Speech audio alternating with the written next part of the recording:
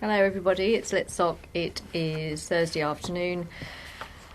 About 4 days, 4 and a bit days now before we break up. And as Mr. Owen said this morning, it's been a very, very long half term, although also a very short one. The longest, shortest half term. The longest, shortest half term. Oh, do you have a pair of scissors? Yeah, why? Well, this won't let me into most of the book, which is quite interesting. What? It's glued. Anything happen in Lit Soc, people? Okay, give me a sec. I think we've got a duff copy here. I'd be What? saying, well, look at this ribbon. It's all manky. It's all minky. No, it's fine. It's just glued for some reason. Anyway. Here we are. Oh, I see. Right. Okay. Thank you. Okay. So lots been happening in the literary world.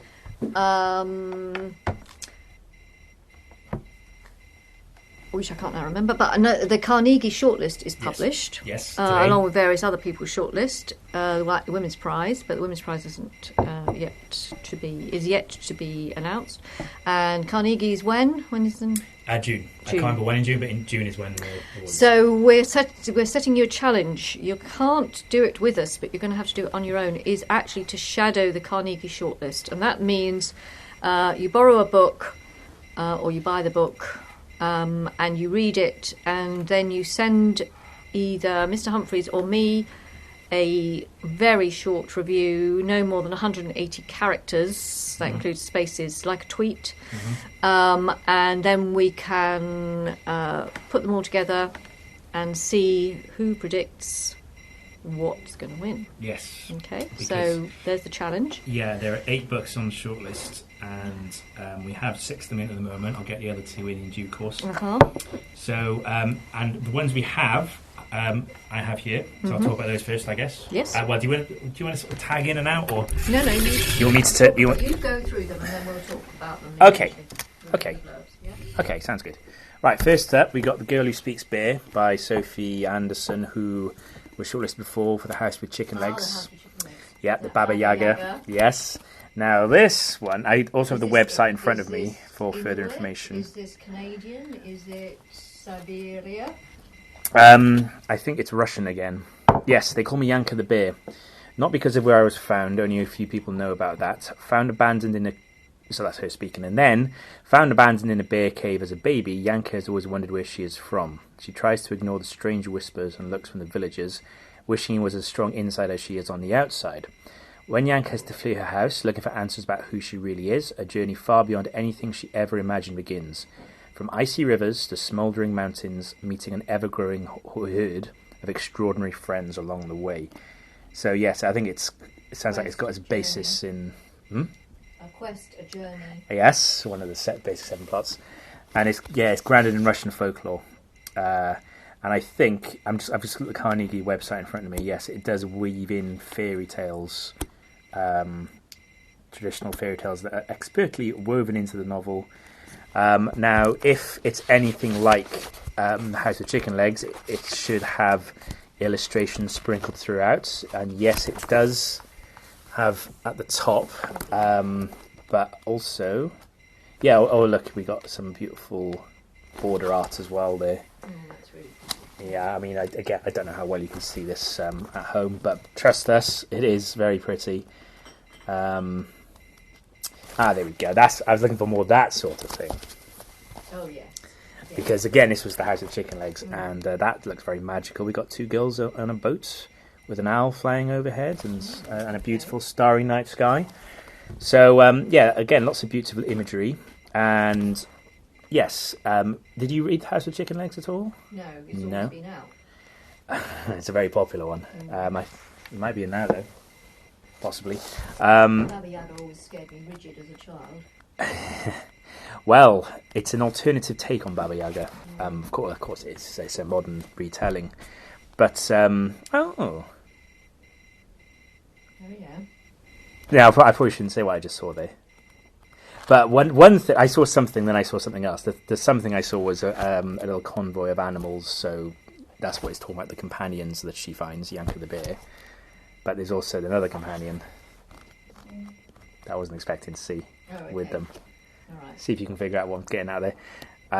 So yeah, it looks like, again, borrowing from World of Myths, very very magical, wonderful, wondrous adventure, and yeah, probably very, very much worth a read. A mini epic. In the World According to Garp, does not one of the women, one of the girls in that, wear a bear costume all the time? I haven't read. You haven't read World According to Garp. John Irving. Right, John Irving. I've read Cider House Rules and Widow for 1 Year. Yeah, I never really got into John Irving massively. I quite like him, but I've not read enough. I've not read any more other than Widow for 1 Year. Oh, okay. I see. There's you and me read that one both. So if you've not read it, how do you know that there's a? Because of the film. Oh, the film. It's Natasha Kinski, and she wears a bear costume I like a onesie now, but I haven't ever seen the film. No, neither have I. I just have this feeling. It's possible. Scratching my head. Yeah. Anyway. No matter. I wondered if you'd read it. No, sorry. All right, so that's the Girl Who Speaks Bear. So next we have. This is also Girl. Like, I wonder. What does bear sound like? It's certainly not like Winnie the Pooh, because it's Russian. We were talking about that earlier. Da. Russia. Oh, the Russian bear. Of course, yes. That's the. Oh well, that's classic. basically what she speaks. Then she speaks Russian. Yeah. Da. Da. Da. Da. Also, the girl who became a tree. Ah. A story told in poems. Now, there seems to be a trend for this. And Joseph Coelho is the son of Paulo. Surely. I'm gonna look. He's a multi-award-winning children's author and poet. He seems to be poetry fit. He's done some plays as well. He's written plays for young people. He writes picture books. Says nothing about him being related to Paulo. Oh, okay. All right. He lives in Kent. He lives in Kent? Yeah. Oh, right, okay. Staunch ambassador for Britain's straightened public libraries. Well, we like him then. And we certainly do. And also a National Poetry Day ambassador. If you don't have a public library ticket, get one. Oh, yeah, it's so easy to get one. And also, they'll be open again shortly. Although they are available for click and collect at this moment. And they're all free. Yeah, exactly. And just make use of them, because you're not going to have the access to this. Don't use them. Don't expect them to be there forever. Precisely, and you're not going to have access to this library forever. You're only going to have access to this library when you're a member of this school. So Yeah. Definitely do not take for granted. So the girl who became a tree. The girl who became a tree. Shall I? Yeah. Actually, would you like to? Why didn't you read the blurb instead of myself reading the blurb? Up my street. Okay, what kind of tree does she become, I wonder? Daphne. Oh dear. A grief-stricken and adrift after... Oh, okay, Daphne. Daphne. Yeah. Daphne and Apollo. Find solace in her phone screen and her local library. Hey. But the librarian and the library are not what they seem. That goes there. You see, I was absolutely on point. Very prescient. Thank you. I was on rapport with Mr. Coelho. Thank God. Yes, I browsed that this afternoon, and Mr. Humphreys got upset. A lost phone. Oh, wait a minute. Sorry. A trail of nuts. Are you Squirrel Nutkin suddenly? And a tunnel lead Daphne into a forest of dark memories. A lost phone with one saved message. A decaying hut crammed with game consoles. A deceitful, grizzled creature who urges Daphne to stay and play. Okay. A melancholy tree monster, and Apollo, the cantankerous god of change. Is he god of change? I'd never thought of him as that. Sun god, arts, music, change. You can stretch to say that those things all to do with change, I guess, because they're all in flux. Okay. Music's in flux. The sun is in flux. I guess so. They never. That's really stretching it. Will Daphne succumb to the dark magic of the forest, or can she find her way through the tangle of confusion and danger, reclaim her memories and her future, and return to the real world, her mum and her friends? Okay. Oh, it's told in poems, right? Yeah. Okay. Maybe you could read a bit of it. Yeah, I will. I'm just looking at what they've written about it. This Daphne. This is Daphne, a 14 years old... Sorry, I'll start again. Daphne. This is Daphne, 14 years old, buried in her phone thoughts, a latchkeyed kid, a friendless reader finding shelter in the library. Defined by her name at one with the library shelves, awaiting Mum's return. It's an acrostic as well, see? Latchkey kid, of course, like most of us are, having our own exit and entrance to the house. Oh, this is Librarian. Do you want to hear this? Yes. I never really chat to him. That's not true. I'm always chatting to you. I never really chat to anyone anymore. Teacher says you need to speak up. Says if you need to talk to someone, I'm here. I don't need to do anything. I don't need to talk to anyone.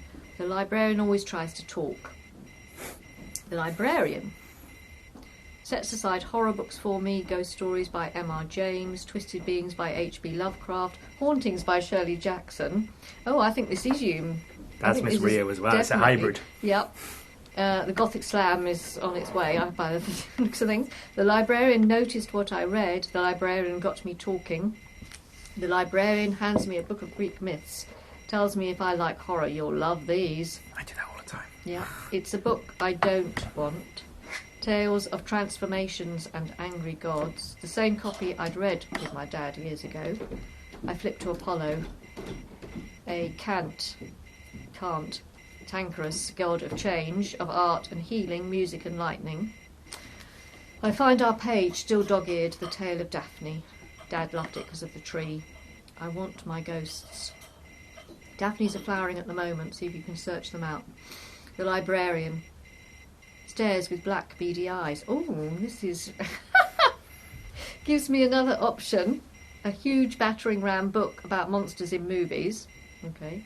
Tentacle monsters, things from the deep, ghosts and ghouls. I have a Halloween memory, a candle wax strip memory, me and Dad, dressed up as a huge, creepy Cthulhu.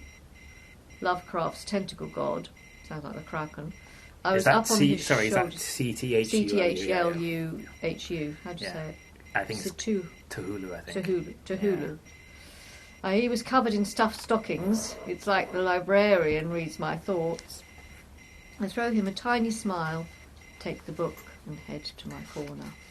Yeah, this is good. I like this. Yeah. Now, of course, the Carnegie Medal is on the the judging panel is comprised almost entirely of librarians. So, of course, this guy's in with a chance. Absolutely. It goes down well. And of course, it sounds like it's a celebration of the restorative, redemptive power of Depends, libraries. doesn't it? If she becomes a tree. Yeah. As Daphne's do. Yeah. Exactly. The power of story to renew and bring restorative life and everything, and I think it's in with a heck of a chance. It sounds like it's I'd say so, especially as it's beautifully written. It is very beautifully written, and again, so many allusions and Tahulu. I mean, that's how you pronounce it. That's H.P. Lovecraft, who's very dark sci-fi. Yes, it was author. Last year's Gothic Appreciation text, but not that one. A different H.P. Lovecraft. It was. It was about a flight of steps going downwards. The dark flight down. It reminds me of. Some very beautiful pictures in this as well. So illustrations are another. So these two. Kate Greenaway. They could always get to the Kate Greenaway, but Kate Greenaway is a bit. I haven't looked at the Greenaway actually to see what lovely things. Yes, always. I haven't seen what's on the Greenaway this year. Okay, so up next we've got On Midnight Beach. Now this one caught my eye for some reason. Is it on Dover Beach? It makes me think of Mr. McEwan's On Chesil Beach, of course, but makes me think of On Dover Beach by Matthew Arnold. Oh, okay. Come on, you know On Dover Beach. Yeah. The Sea of Faith. Well, hang on, let's see what this says here. All right, then. I kept clear of Dog Cullen until the summer we turned 17. So this is for a slightly older audience, I think. Right. 1976. Is a summer different to any other? It certainly was. The day... Incredibly hot. Miss Huntley will know more. I read On the Beach. I read On the Beach. And And when I'd finished it, because I was at home, and of course on the beach finishes in Australia, I went outside and it was so quiet. It was like last spring lockdown. I mean, it was just was one of those things, because it was during the day, and of course most people were at work, or everybody else was at school. It was my O-level year, and I thought I was in a novel because it was so quiet and there was nobody around, not even the animals, not even my cats were around. I don't know where they were. Sooty and Tiggy. It was weird, the power of books. I just thought, okay, everybody's dead. Great, what do I do now then? Right, go on then. Right, okay, the days are hot, and a dolphin is turned up in Ross Bay. Emma sneaks to the beach. It's spelled E-M-E-R. Emir sneaks to the beach at midnight to swim with the wild visitor and to meet Dog Cullen with his lovely eyes, one green, one blue. Who cares if a neighbouring town is raging about the fortune dolphin fever brings to Emir's village? Emir has never felt so alive, but the temperature keeps rising until something dangerous simmers in the air. Suddenly everything seems worth fighting for. Now this has Cli-fi, hasn't it? I don't think so. It's been praised by Sarah Crossan and Owen Colfer, two heavyweights in the world of children's literature. It's an exceptional. I'm reading what the Carnegie website says. It's a retelling of the Irish legend of. Oh, no wonder they're involved. Mr. McGraw, you were in here earlier. I should ask you how to say this. Tanbo Cullen. So it's a coming of age novel. That's what I thought. Coming of age, definitely. It's all hallmarks of coming of age. Set in County Donegal in the long summer of 1976. Right. So it sounds like one of those small town Irish. Even in the summers, it rains quite a lot. So 1976 must have been very memorable over there. Yeah. It's I think it's sort of like those small town Irish stories, like something like what's that movie? Bogchild. Yeah, Bogchild is one example. Very good example. So it with the sort of gang. Yeah. House. What was that house? So this sounds like it could be. Anyone, if you read David Ormond, I remember when he got shortlisted. Oops, sorry, sorry. But when he got shortlisted for a couple of years ago, which I thought was very vivid. Yes, no. That was it. I mean, it was very recent. Something about the sun, and it was set in the northeast. And what that's really good at, it's very much. It kind of is almost Dylan Thomas-esque with its depiction of working class life in rural communities. And I think this looks like it's for an older audience and it's coming of age, so it sort of borrows elements of that, but also more of the grittier side of things, and a walkabout's kind of awakening of self-awareness, shall we say? That because Walkabout is available on Prime at the moment. Oh, is it? Yeah, I haven't seen that for ages. We have the book here as well, incidentally. So it's a hybrid, I guess, of those two narrative tropes, because it's obviously going to be quite earthy and muscular. Who's the author? Marie-Louise Fitzpatrick. I think it's her debut. It's a debut, I think. Is she my sort of age then? Oh no, she isn't a debut. Her work has won many. Sorry, my mistake. I take it back. Seth Cullen killed a dog when he was 8. The dog was a Rottweiler called Rushes. Oh yeah, you would want to kill one of those, yeah. So yeah, I'm very intrigued by this I'm one. intrigued too. So I'd like to give that one a next, like a next. Do you wanna? Yeah. Pass. So this is the Poet X author. Okay.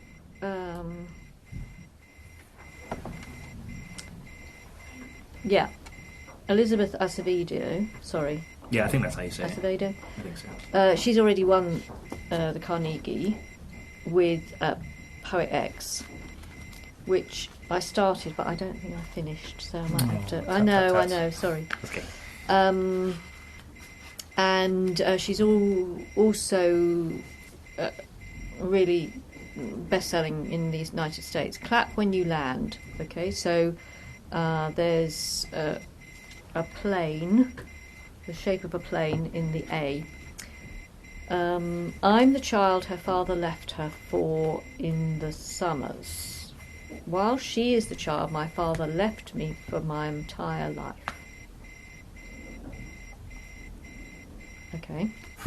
Camino lives for her father's visits to the Dominican Republic. This year, on the plane, when his plane is supposed to land, Camino arrives at the airport to see crowds of crying people. In New York City, Yahira is called to the principal's office where her father is waiting to tell her that her father, her hero, has died in a plane crash. Separated by distance and Pappy's secrets, the two sisters are forced to face a new reality in which their lives are forever altered. Now Camino and Yahira are both left to grapple with their grief, their newfound love for one another, and what it will take to keep their dreams alive. So it's two separate families who didn't necessarily know each other, I think, by the looks of things, who come together. Yes? Yeah. And it's written in verse. Which is what she does. So Yep. that's two. It's written in verse, at least. Oh, hang on a minute. Right, no, go on. You tell me about it, because I've got the dedication here. Well, I've only got what I've got written here. Yeah. And yes, it is. They are two separate families, Mm-hmm. and they're brought together unexpectedly. Grief is a big theme. Yeah. Apparently. It says here the structure and shape of the text adds an essential component to the superb overall quality of the story, and it sounds like also a bit elements of coming of age as well, just like One Midnight Beach was. And look, Poet X was that some of those things too. Obviously, very different. That's more about finding your voice. Yeah. So, and if it's anything like as good as that, then Chess. it will be very It's got much chess very in it. worth the read. Excellent, very worth the read. I love that title as well. Just saying, really love it. That's what we do, Exactly. especially if it's been a bumpy flight. God, who can remember being on a plane? I know. Not me very well. We were saying last week I've been on a train for ages. Plane. Yeah. Plane. Ooh, Venice, February last year. Is that the? No. Oh, sorry. The last time you were on a plane. Sorry, Yes. I thought you were When was reading. the last time you were on a plane? When I went to Philippines? Tanzania in October Tanzania. 2019, teacher's trip. Trade the mug. Could you look this up? Oh, sorry. I thought you were Sorry. reading from the book again. No, this is the dedication. American Airlines Flight 587. American Airlines Flight 587. Aha. Is it one of the ones I think it is, or is it not? No, it's not actually. Okay. Well, if you think in September. Yeah. Yeah, it's not, but it's not till it's November the 12th, 2001. Oh, right. This is the one from Brazil then, was it?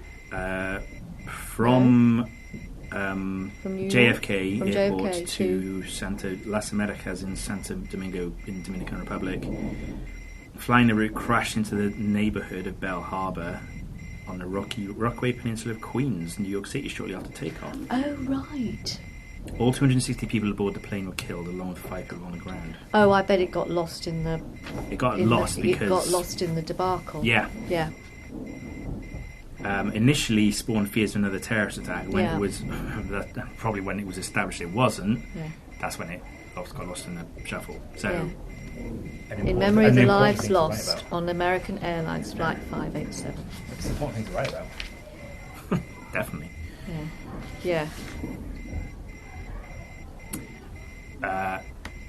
So hopefully that, I'm sure that will be compelling. I'll bring this back over. Yeah. We better move on because time is ticking. So next we got Run Rebel by Manjit Manai. Now this I believe is a debut. I am restless, my feet need to fly. Amber is trapped by her father's rules, by his expectations, by her own fears. Now she's ready to fight for her mother, for her sister, for herself. Freedom always comes at a price.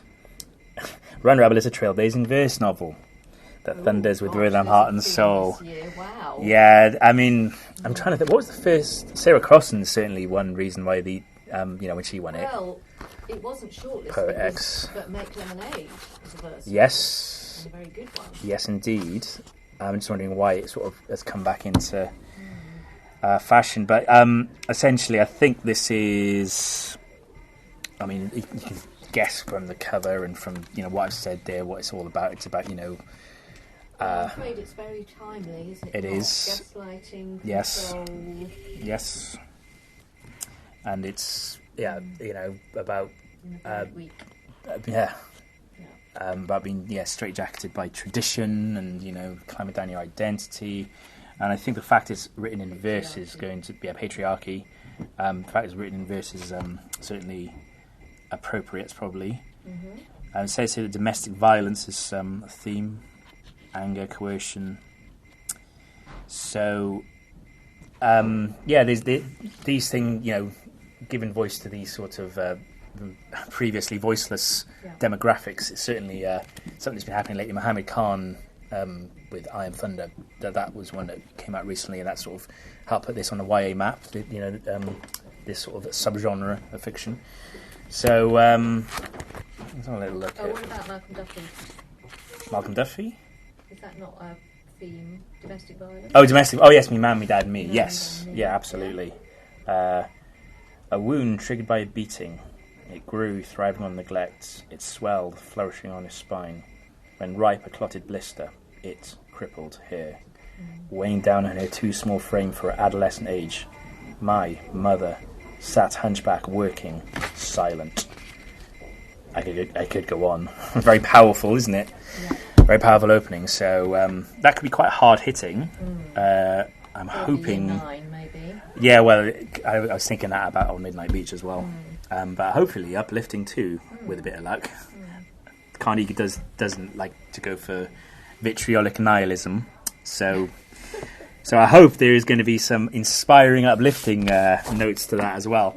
All right, this next one here, Echo Mountain by Lauren Wilk. Now, she's been shortlisted before, and I can't remember what the name of the book that she got shortlisted for was, but there was echoes of... Might know on the jacket inside. Oh yeah, good point. But the one she got shortlisted before, Wolf Hollow.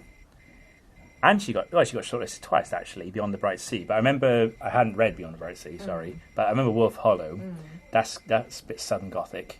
That had traces of To Kill a Mockingbird. Okay. And because there was certainly, the small town community, the prejudged outsiders,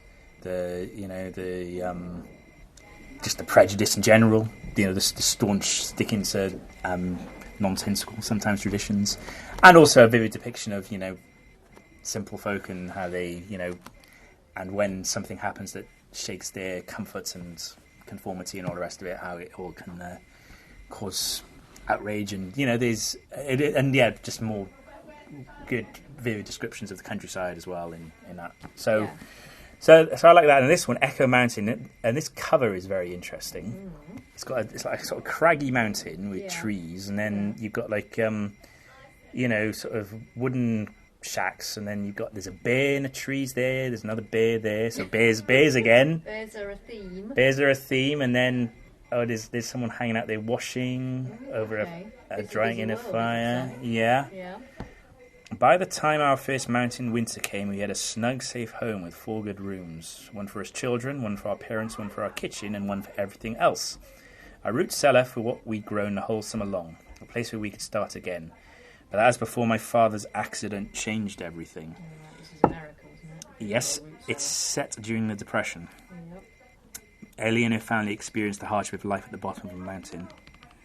Friendship is at the heart of this tale of what people can achieve when pushed to their limits. So grim. Titular Mountain is a character in its own right. Okay, so John Steinbeck, but perhaps more a bit gentler, a bit more. I'm not saying that John Steinbeck isn't hopeful. No, well, it's Echo Mountain is the name of the. I don't know if that's a nickname for Mount Rainier or something. But yeah, it's so this one looks. I mean, her previous one that I read, I would say was very year 7 and 8 friendly. So hopefully this one is too, despite father's accident and of course in those days, if your father had an accident and he was the breadwinner and there's depression, there's not much work anyway, then you're in for some hard times, in for very tough times. Yeah. Okay, so there's that one. So the other two that we don't have, so we've got Look Both Ways by Jason Reynolds. Now that, looking at the cover, that looks very aimed more at a primary school audience, but of course Jason Reynolds is the one who did Long Way Down, which was the story, also in verse, of the boy who starts at the top of an elevator shaft that he wants to avenge his brother's death in a drive-by shooting, and then the whole novel is as he goes down and why he doesn't go through with it. And it's really, really clever. So this one, 10 short stories which take place on a walk home from school. Ooh. Without adults on the walk, we get to see each child's personality shine, and it feels intimate, as though the story is being relayed directly to the reader. Stories stand alone, but also have clever interconnections. Themes include bullying, homophobia, and bereavement, to name but three. So that's that one. Reminds me a bit of the 18th Emergency. Do you know that? It's a wonderful book. Betsy Byers. Same sort of Betsy era Byers. as Bantam Tollbooth. If in Fire Break Glass, I think she's taken the inspiration from that, and the number is, I think it's a boy, goes through this number of bullying incidents, and he's got this sort of noticing. He keeps noticing things like if fire break glass or something like that. Okay. If stuck, cut string. So it's very witty, and also every chapter is a new emergency, basically. Okay. He lives in an apartment. That's a good framing device. And it sounds sounds like device, and it sounds like this is what he's all about, Mr. Reynolds, because I just talked about Long Way Down. And it sounds this sounds infinitely lighter than that one, because obviously that's a bit gritty, isn't it, with avenging your brother who's been killed. Gang culture, and then last but not least, The Fountains of Silence by Ruta Sepetys. Now she's won it before. Oh, yes. She's been shortlisted multiple times. She won it with Salt to the Sea, which was set during the dying days of World War II. Refugees fleeing the Red Army on one side, and I think she wrote Shades of Grey. Yeah, that was her. I think that might have been her debut, and that was set in Stalinist Russia. Shades of Grey is something that we have in the book cupboard, and Year 9 are about to start reading. Some of Year 9 are about to start reading it because they're being dished out their war novels this week and next. I read it a couple of years ago when I was teaching your old form, 9N. Oh, them. Yes, Maya read it, and I had to read it because there were so many illusions that Maya wasn't getting. Why would she? She hadn't studied Stalin, or we hadn't done in Year 8. We hadn't done Animal Farm and Marx either. So I thought I'd better read it. It was really good. It's really good. It is. She's a very good author. Yeah. Historical, aren't they? As a side note, 9N really enjoyed that project. I think you 9N at the time. Sadly, 11N now and about to leave us. Some of them. I know. But so this one is set in Spain under the dictatorship of Franco. Oh, right. Not many texts. No, and I think she's in the same way that she, Stalinist Russia, you could argue there's not really many, and this one. Well, not for this age, not for this age group. No, absolutely, absolutely not. So Daniel is a rich American tourist, and Anna is the maid assigned to look after his family in the Hilton Hotel in Madrid. As their relationship grows, we meet a cast of supporting characters who all have an important role to play in an unfolding story, and whose lives subtly intertwine as we delve into the secrets of Franco's Spain. Depicts the grim existence of ordinary people under Franco's regime. So Anna's in extreme poverty as a result of her parents' political affiliations. Well, Spain was a very, very poor country, until tourism started in the 60s. Oh, yeah, yes, it's hard to, and it's hard for us to understand now. Yeah. Certainly those of us who were born post-Franco. But yeah, my dad, he told me about it because he went to visit and he said it was very different when it was under his dictatorship than it is Laurie now. Lee, as I walked out one midsummer morning, I was just desperate. Daniel is the son of a Texan oil baron and wants for nothing. So, there's a bit of the old star-crossed lovers thing going on here. And so he takes photographs that uncovers some of the unsavoury happenings, putting himself and Anna in danger. So she's good at that. She's good at the tension. Still unresolved. There's lots and lots have disappeared that have never been found or it's never really been acknowledged. It was a civil war after all, so there's all that element. It's like Ireland. It's under the surface still. I think this... I can't tell from the blurb here when it's exactly said, but I'm guessing it's post-Civil War. But... yeah, and so she's really good, Rita Sepetys, she's really good at characters in peril, because there's the ever-present danger. So, probably a page-turner. She's almost like Robert Harris in that regard. She is, actually. You're quite right, yes. Yeah, she's very well researched, really, but light touch and accessible and readable. You don't have to be an expert, you don't have to know all about the Spanish Civil War, or in Robert Harris's case, you don't have to know about the V2 rockets. C.J. Sampson calls Winter in Madrid. That's not bad. You read that? No. The Shadow of the Wind, is that? Oh, that's Zaphon, isn't it? Zaphon, does that reference it? Yeah, I think so. I think so. Yeah. I've never been able to get into it. Yeah, that's. I can see why. But yeah, so this looks good to me. A lot of them look good. I don't know. I still stick by what I said earlier about the girl who came a tree. I think that's going to be a hot favourite. Very good list, I think. It's a very strong list. Yeah. One of the stronger years. Are you surprised the Midnight Library's not on it? Well, Is it on the long list? No. I think. Has he put himself beyond that now? I haven't actually read it. Is it YA? It looks... I haven't read it, so I don't know. It looks like it's... Is it crossover? It's crossover, I'd say, probably. Because the Carnegie tends to be books that are written specifically for a teenage audience. You go into a bookshop, you will find it in the teenage section. Midnight Library probably wouldn't. I haven't read it, so I can't comment. It's on my next to-be-read list. Yeah, I suppose that's true. I suppose it is crossover, yeah. So that's probably why. Yeah. Also, it could be publication date as well. I don't know. It has to be published between a certain date and a certain date, and it might have missed the cut-off as well. It probably is transition. Okay. Yeah. So, so like I said, The Girl Who Came a Tree is my... If I had to pick one... actually, thinking about it, it's too dark, mostly, for Carnegie, yeah.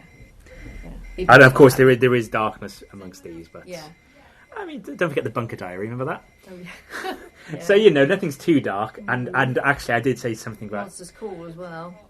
Yeah, but that's... You know what I said earlier about Carnegie doesn't do nihilism and vitriol? I forgot about the Bunker Diary. Spoilers. But surely not this year. So anyway, my early call, if I had to pick one, it is that. I can see... There's compelling reasons to believe that Rita Sepetys could be a two-time winner. You got an early pick for a win?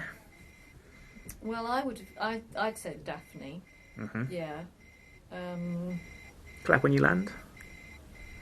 Oh yeah, actually thinking about it, it's yeah. I think that. Although she's a past winner, so. Well, that doesn't. No, I agree. Patrick Ness has won it 3 times, so she could win it again. Rita Sepetys might win it again. Yeah. But yeah, well, I think I need to get reading. I need to start reading some of these. We're going to be shadowing, yes. So everybody else, you need to get reading too. Yes, indeed. Yes, absolutely. There is a website. Yeah. With all the listed shortlist. And we have all the books too. I'm grabbing some of them now. Yeah. But reserve them. Okay, so that's the last Lit Soc before Easter. Indeed. Reading for the holidays recommended. We've got graphic novels.